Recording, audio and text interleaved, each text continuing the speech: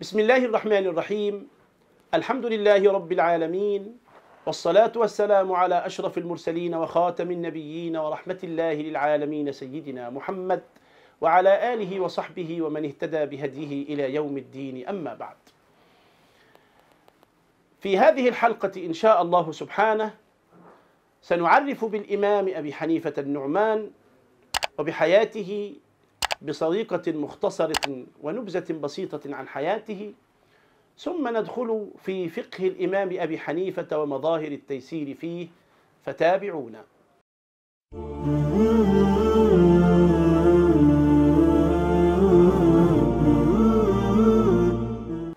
بعد حمد الله والصلاة والسلام على سيدنا رسول الله نقول: الإمام أبو حنيفة.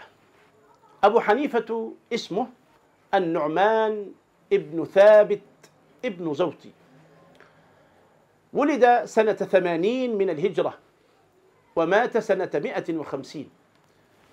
والسنة التي مات فيها الإمام أبو حنيفة هي السنة التي ولد فيها الإمام الشافعي رحمه الله، ولذلك كان المؤرخون يقولون سنة 150 من الهجرة مات نجم من نجوم الفقه وولد نجم من نجوم الفقه، أو مات عالم وولد عالم، سنة 150 من الهجرة.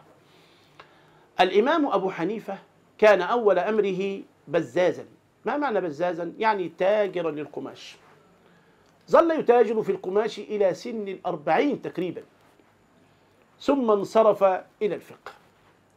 وتخيل إنسانا بلغ من الخبرة في الحياة إلى 40 سنة، والتجار أكثر الناس خبرة، فكان أبو حنيفة رحمه الله خبيرا بشؤون الناس، ثم تعلم الفقه من إبراهيم النخعي وحماد بن أبي سليمان. وكان هذان العلمان الجليلان هما أفقه الناس. تعلم الفقه في العراق وسار على هذا النهج، وأصبح الإمام أبو حنيفة يشار إليه بالبنان في الفقه. ملاحظة: الإمام أبو حنيفة لم يكن عربيا، كان الإمام أبو حنيفة أعجميا، يعني أنه تعلم اللغة العربية كما يقولون بمشقة وبرغبة شديدة، فلم يكن من العرب الخلص. ولذا ونحن نلاحظ هذا كثيرا، أن كثيرا من العلماء المتقنون للعربية كانوا غير عرب. الإمام سيبويه هو ضرب به المثل في العربية، كان غير عربي. الخليل بن أحمد، كثيرون من العرب لم يتقنوا العربية ويكتبوا في العربية كهؤلاء العجم. ولذلك الإمام أبو حنيفة رحمه الله لخبرته في الحياة هذه ولبعده عن مكة والمدينة، كان سيدنا أبو حنيفة كان في العراق في الكوفة، وكانت العراق هذه بعيدة عن المدينة جدا كما هو معلوم، بعيدة عن مكة والمدينة وعن موطن نزول الوحي. فكان سيدنا أبو حنيفة يستنشق عبق الكتاب والسنة بأي وسيلة، وهذا أثر على فقهه رحمه الله. نقول الإمام أبو حنيفة أسس هذا المذهب الفقهي ليس بين يوم وليلة كما يظهر وكما يبدو للناس الذين يقرؤون فقه الإمام أبي حنيفة، بل إن فقه الإمام أبي حنيفة عبارة عن مسائل سئل فيها وهو في المسجد، وكان حوله أصحابه. الإمام زفر بن الهذيل الذي توفي سنة 158 من الهجرة كان بعد الإمام أبي حنيفة ب8 سنوات، والإمام محمد بن الحسن الشيباني الذي مات سنة 182 من الهجرة، والإمام أبو يوسف وهو مات سنة 189 من الهجرة. هؤلاء أصحاب أبو حنيفة، فكانت المسألة تعرض على الإمام أبي حنيفة فيشرك فيها أصحابه، لكن هؤلاء الثلاثة هم الذين ظهروا، أما بقية أصحابه فكانوا كثيرين، لكن هؤلاء الثلاثة زفر ومحمد بن الحسن وأبو يوسف كانوا ألصق أتباعه به وأفضل أتباعه وأفضل أصدقاء الإمام أبي حنيفة، فكان يطرح المسألة عليهم، ثم يجيب كل واحد منهم بجواب، ويصحح لهم الإمام أبو حنيفة رؤيتهم، ويصحح لهم قولهم، ويقوم لهم مذهبهم وما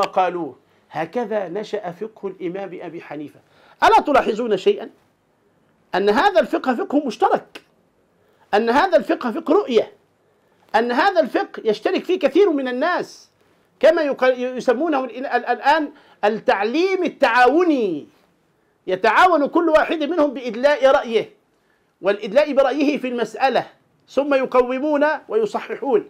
هكذا نشأ فقه الإمام أبي حنيفة، فقه تعاوني، فقه فيه إبداء كل واحد لرأيه، وكان أبو حنيفة يطلق لكل واحد منهم العنان في رأيه، فكان كل واحد منهم يقول رأيه في المسألة، ثم يقول الإمام أبو حنيفة: لا، رأيك هذا فيه خطأ من وجه كذا، ورأيك هذا فيه خطأ من وجه كذا، والصواب كذا وكذا وكذا وكذا.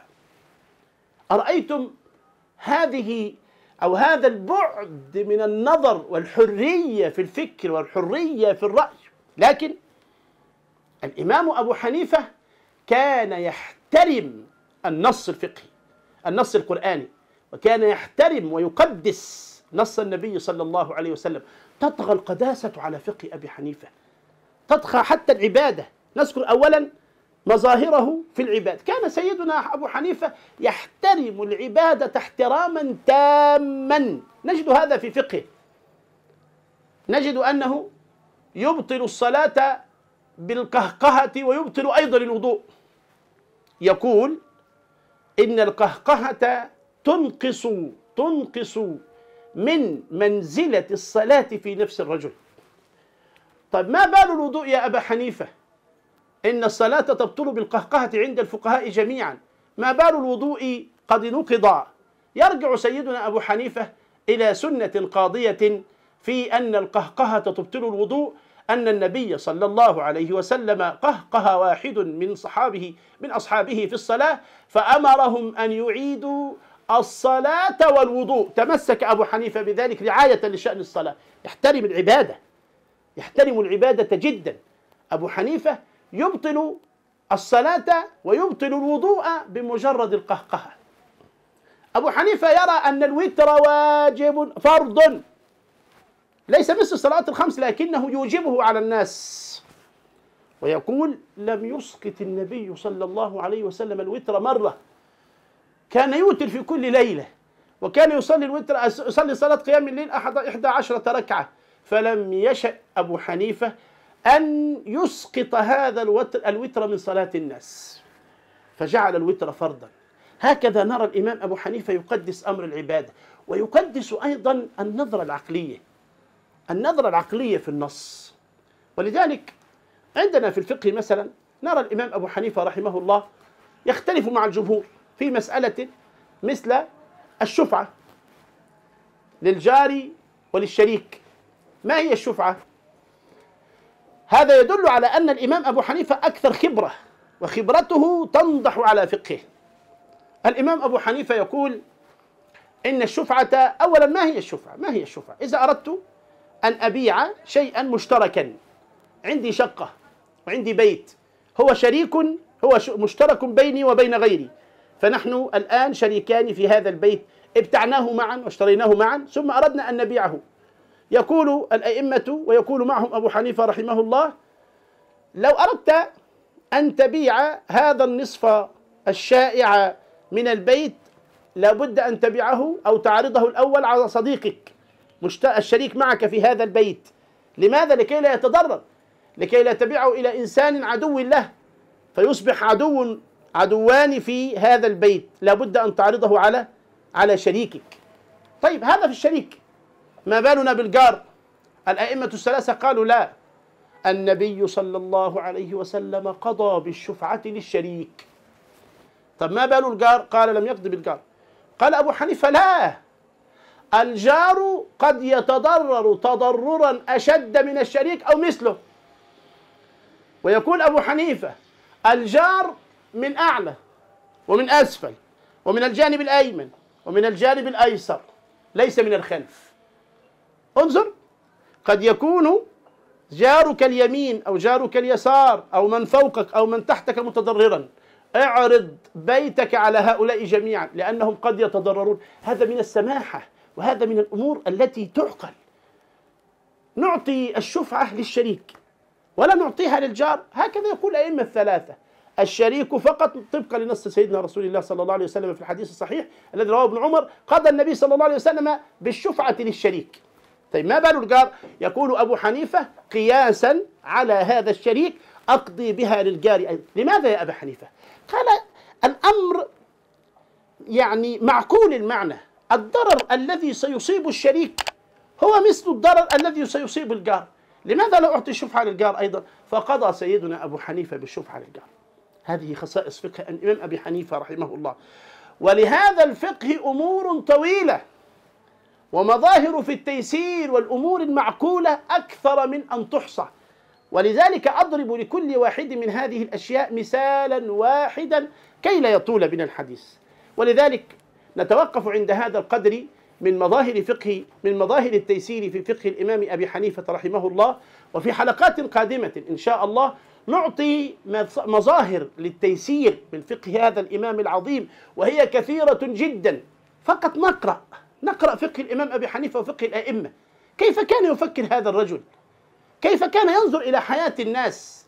إنسان عقلاني بمعنى الكلمة، إنسان تعاوني بمعنى الكلمة، يقدس العبادة، يقدس يعني مشاعر الدين الحنيف، وينظر بعقله في النصوص القرآنية، ويحكم بخبرته في الحياة على هذه المسائل التي تطرح أمامه.